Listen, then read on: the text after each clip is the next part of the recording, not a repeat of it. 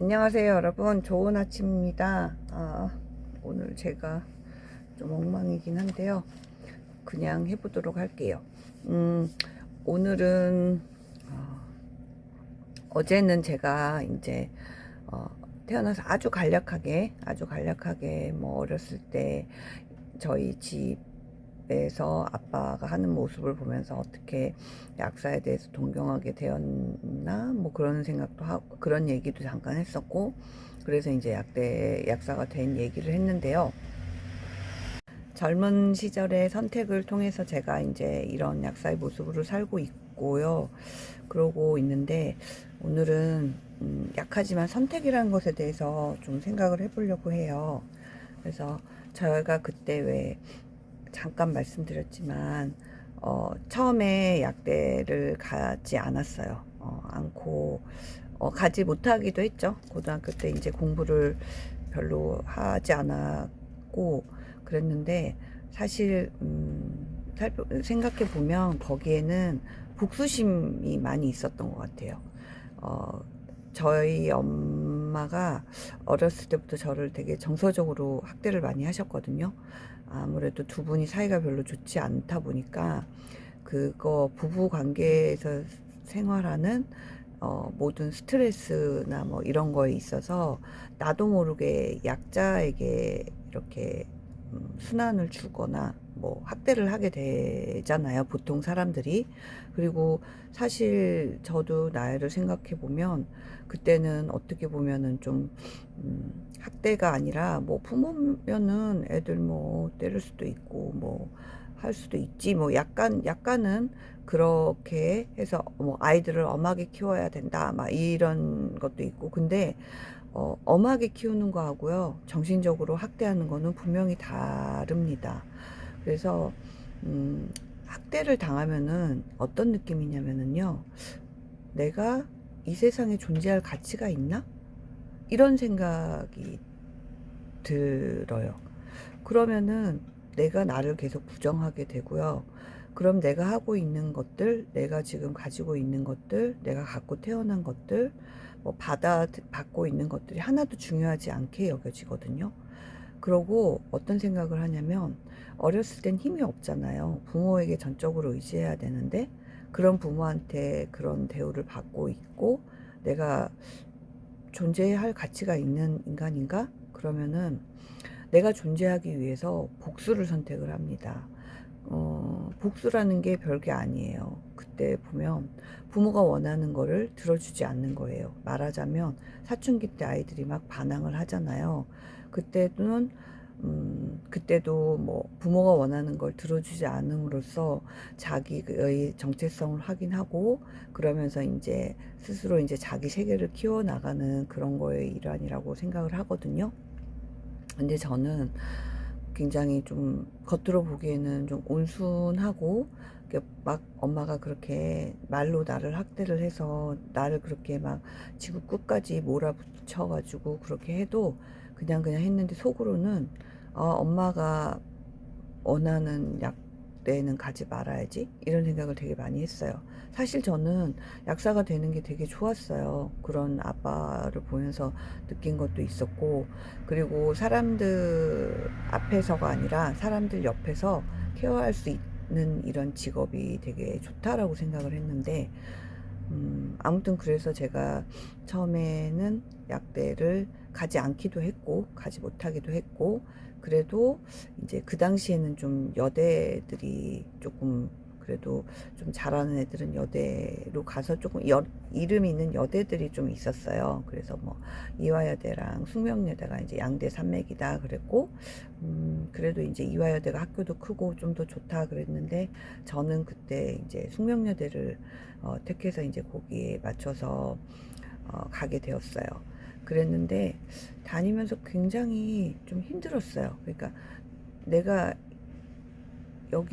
여기가 내가 있는 곳, 내가 생각했던 곳하고 너무 달라서 아무튼 그게 좀 힘들었거든요. 그래서 이제 우여곡절 끝에, 내가 진짜 독립을 하려면 이제 그 사이에 아빠도 돌아가시고요. 그래서 엄마한테 이제 내가 만약에 지금 다니고 있는 과에서 졸업을 해가지고 돈을 벌고 이러면 엄마한테서 좀 뭐라고 해야 되나, 진정한 자립이나 독립을 하기 어렵다는 판단이 들었어요. 근데 이제 그래서 막 고민하고 있던 차에 제 동생이 마침 이제 현역으로 학교를 의대를 갔는데 그게 마음에 안 든다고 해서 이제 다시 공부를 하게 됐어요. 그래서 하는 김에 저도 껴서 같이 이제 다시 재수를 해가지고요. 그래서 이제 제 동생은 서울대학교 의대를 가고요. 저는 이화여대 약대를 가게 됐어요. 근데 이제 이 근데 제가 원래 19살에 대학을 들어갔거든요. 근데 다시 대학을 들어갔을 때 24살이었어요. 그래서 그런 1년의 과정을 겪으면서 제가 약대로 다시 들어가게 됐고요.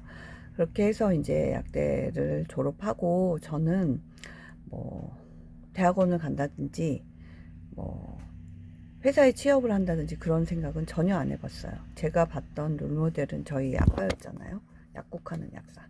그리고 저는 이미 그때 굉장히 제가 늦었다고 생각을 했기 때문에 28살에 졸업을 했거든요. 그때는 약대가 4년제였으니까. 그래서 그냥 취업을 했어요. 약국에 이제 근무약사로 취업을 하고, 그러던 중에 이제 의약분업을 하게 되고, 그러고 한 3년 정도 취업을 해서 이제 하고, 중간에 결혼하고, 이러다가, 아, 이게 쉽게 말해서 창업을 했죠. 약국을 안 하고 근무약사를 하다 보니까, 몸도 편하고 좋기도 하고, 그런데 그냥 이렇게 딱 해보니까, 도저히 좀 계산이 안 선다고 해야 되나요? 그렇게 해서 이제 저희 아이 낳기 전, 큰애 낳기 전 열흘 전에, 13일 전이에요. 7월 13일에 저희 아이 생일인데 7월 1일에 창업을 했거든요. 그러니까 약국을 시작을 했거든요. 그렇게 했는데 이제 제가 여기서 그래서 왜 그렇게 약간 늦어지고 이왕 할 거였는데 왜 그랬을까 하고 생각을 해보면, 사람들이 어떻게 보면은 선택을 할 때요, 여러 가지 의도로 선택을 해요. 근데 보통 사람들은 나를 위해서 내가 좋은 걸 선택한다고 하지만 뜻밖의 선택으로 복수심에 의한 선택을 하기도 하거든요. 근데 그게 그냥 마음으로 복수심에 의한이면 되는데, 그게 어떻게 보면은 내 인생에서 크리티컬하게 영향을 끼칠 수도 있는데, 그리고 그걸 다시 되돌리려면 굉장히 어려울 수도 있는데 그런 선택을 하는 경우가 있어요. 그래서 제가 이제 저희 아이들하고 제가 그렇게 학대받았던 그런 경험이 있다 보니까 애들이 어렸을 때, 그리고 사춘기를 좀 지나면서도 막 항상 좋고 원만하고 그러지는 않았어요. 근데 제가 아이들한테 그 얘기를 했어요.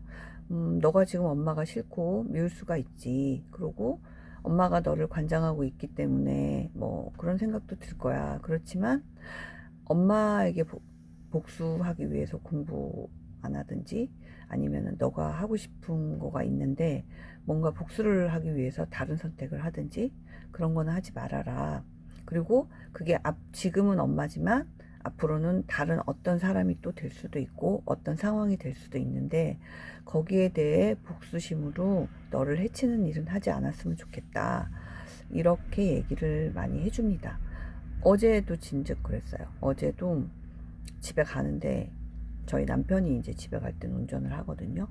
근데 뭐 저희 남편뿐만 아니라 많은 사람들이 그렇게 할 거예요.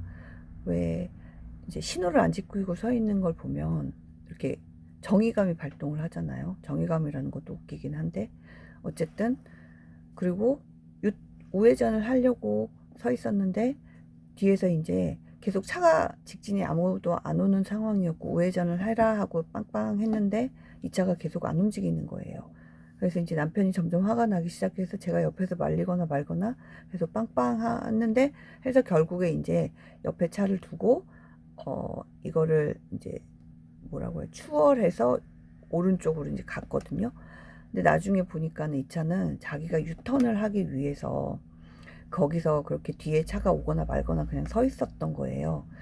화가 나는 일이죠. 왜 저렇게 할까 하지만, 그것 때문에 만약에 저희 남편이 유턴을 하다가 뒤에 오는 직진 차선과 추돌을 하거나 아니면 그 차선이 그 차가 이렇게 갑자기 핸들을 확 틀거나 뭐 그런 식으로 해서 위험한 상황이 났다.